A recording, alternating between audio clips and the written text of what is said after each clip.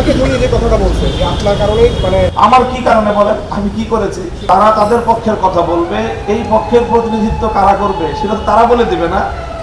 এই পক্ষের প্রতিনিধিত্ব কারা করবে, এই পক্ষ একটা সুশৃঙ্খল পক্ষ, দায়িত্বশীল পক্ষ। এখানে প্রত্যেকে যার যার দায়িত্ব পালন করছেন। এখানে ইনডোর দায়িত্বগুলো পালন করার জন্য ভিন্ন দায়িত্বশীল রয়েছেন।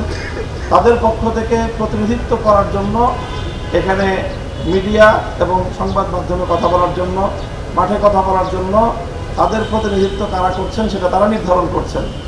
কাজেই এই কথাটা সম্পূর্ণই অমূলক এবং অযৌক্তিক একটি কথা যে অপর পক্ষ তারা আলোচনার জন্য এই পক্ষের প্রতিনিধি ঠিক করে দিবে, সেটার তো কোনো যুক্তি থাকতে পারে না। এখানে তবলিগ জামাত আগাগোড়াই এটা ধর্মপ্রাণ সকল আলেম ওলামা মুসলমানদের কাজ। তো যদি ধর্মীয় কাজ হয়ে থাকে, তো ধর্মবেত্তাদেরকে আপনি মাইনাস করে বাদ দিয়ে তারপরে আপনি ধর্মীয় কাজ করতে চান, এটাই তো একটা বিভ্রান্তি।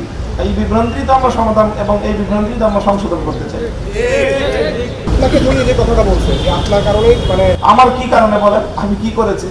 আমরা সবাই তো আছি এখানে। হেফাজত ইসলামের কথা যে এখানে আলেম ওলামা হিসাবে তারা পরিচয় আসছেন, আলেমদের প্রতিনিধিত্ব করছেন। তারা যদি কাজটা ইসলামী কাজ হয়ে থাকে, তো ইসলামী কাজে নেতৃত্ব দিবে কারা, সিদ্ধান্ত দিবে কারা, ফয়সালা দিবে কারা? কোরআন সুন্নাহর এলেম যাদের কাছে আছে তারাই তো এই বিষয়ে মীমাংসা এবং সিদ্ধান্ত দিবে।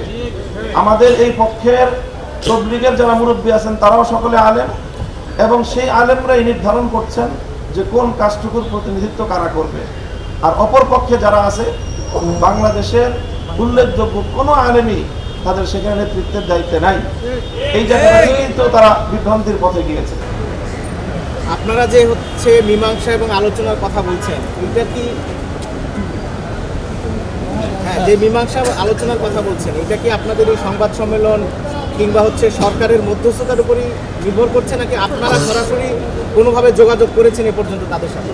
না, আমরাও সরাসরি তাদের সাথে কথাবার্তা বলেছি এবং আলেমদের পক্ষ থেকে মধ্যস্থতা করার জন্য উদ্যোগ নিয়ে তাদের সাথে আলোচনা করা হয়েছে। এবং প্রশাসন এবং সরকার যেহেতু সর্বোচ্চ জায়গা থেকে এই বিষয়টাকে গুরুত্ব দিয়ে মীমাংসার উদ্যোগ নিয়েছে, আমরা সরকারেরও সকল উদ্যোগকে স্বাগত জানিয়েছি।